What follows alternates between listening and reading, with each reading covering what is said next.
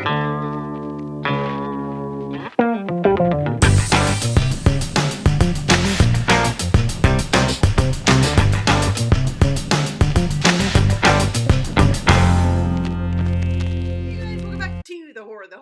your hosts with the most, Jenna. As always, welcome back. So we are going to be talking about a documentary today in To Hell and Back, the Kane Hodder Story. Sorry, I had to stop and think for a second what the title was.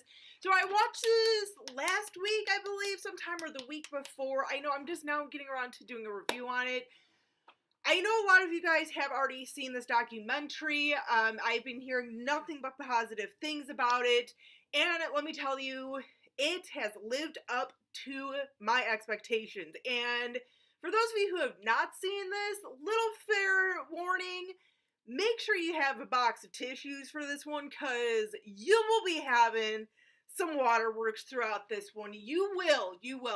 This documentary, obviously, like I said, it is about Kane Hodder, the legendary stuntman / actor and everything. It goes through, kind of how he got into doing stunt work and everything, and then kind of almost transferring over into doing more actual acting and acting roles, not just, stuntman coordinator, stuntman himself, and like being Jason basically. And something that I really found interesting was when he was brought on to do Hatchet, Adam Green really kind of had Kane Hodder in mind for that role and everything as Victor Crowley and Victor Crowley's father and everything, and really kind of presented him with the story and everything. And actually, he had it.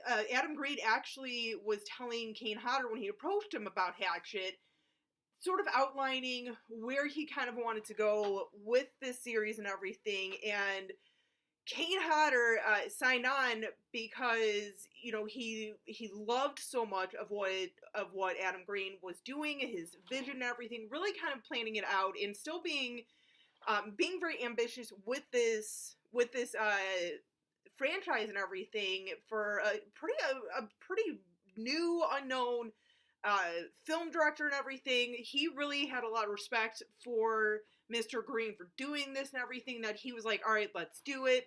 And Adam Green actually kind of also was saying that when he approached him and had Kane Hodder in his mind for this, he really wanted to give him the chance, give Kane Hodder a chance to be more of an actor and everything, because, he is a good actor and everything. And, that really kind of helped propel Kane Hodder into getting more acting roles, such as in the Ed Gein movie and everything. So it just, really nice to see little things like that, to know someone like Kane Hodder, who has done so much in the industry for so many years, to finally be able to kind of break away from that a little bit and start doing a few other things besides just stunt related roles and everything, such as, once again, like Victor Crowley and everything, or Jason Voorhees. So it was just really nice and everything.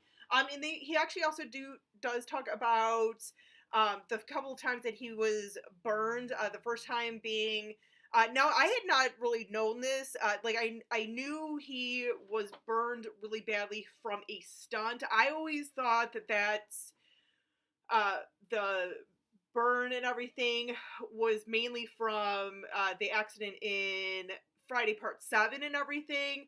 I always was under the impression that like a lot of his burns were caused from that, because I know there's a little bit of a mistake and everything, but that was actually from like years before and everything, when he was trying to, I think he was trying to do something of like showing how to do, a fire stunt or something, and something went wrong where the I think it was cement glue or something that he was using, that he usually used for the fire stunts that he did, and he didn't have any himself, so someone else was like, oh, I've got some, and it was a brand that he was not accustomed to using or anything, so he coats himself up and everything. As soon as he lights the match or whatever, or the lighter, he just is full-fledged burning up and everything. It was a really bad stunt and everything. He talks about that and everything, and how this, he stumbled upon this woman's home and everything, and she just brought him in right away to help him out and everything.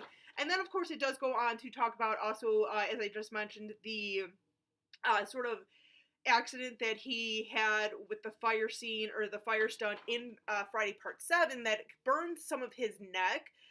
He was kind of comparing the two of like, oh my god, like I saw like the biggest difference between like if you have something more controlled and the right people knowing what they're doing in cases like this, in accidents like this, to be able to put it out right away. So just little things like that, as I said, like I was aware of, but I just kind of did not know all the details that I just found like fascinating and everything.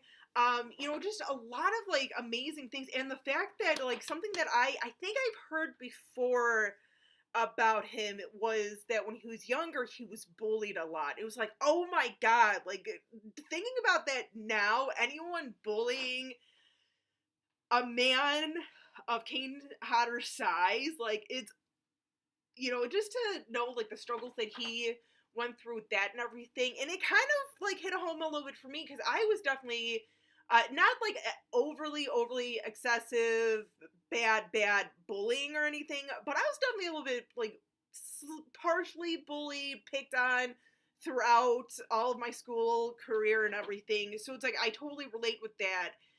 But he definitely had a much worse time with bullying than I did. So it's just like amazing to kind of hear that and how it sort of affected him and how he's so passionate about that himself now and everything is amazing. And something that he was kind of saying about that is, when, we live in a society now where we hear so many times where kids are very young kids too, like, 8, 9, 10, 11, 12 are killing themselves, finding out afterwards that these kids were being bullied and stuff. It's scary, and it's, he was saying something along the lines of like, I would never want anyone to kill themselves over this, but I understand getting to that point where you just cannot take it anymore, and it's heartbreaking. It really is, just in how he was talking about and everything, he's just pretty spot on about it. So I just, so much more respect for that man. I mean, I had respect for him before, but just knowing a lot of that stuff now about him and different aspects about his life, just so much more respect for that man. I really do. But anyway, you guys, that is my nice little review about the Kane Hodder Story to Hell and Back. This is on Amazon Prime, by the way. I didn't mention that it is on Prime. Definitely check it out. I highly, highly recommend watching this documentary if you have not already seen it. If you have seen it, let me know what you thought of it in the comments. Let me know some of the interesting little facts that you may have found really interesting about Kane Hodder from this documentary. Let me know, because you guys know I love hearing from you. So, till next time, you guys, as always, stay creepy, classy, and a little bit sassy.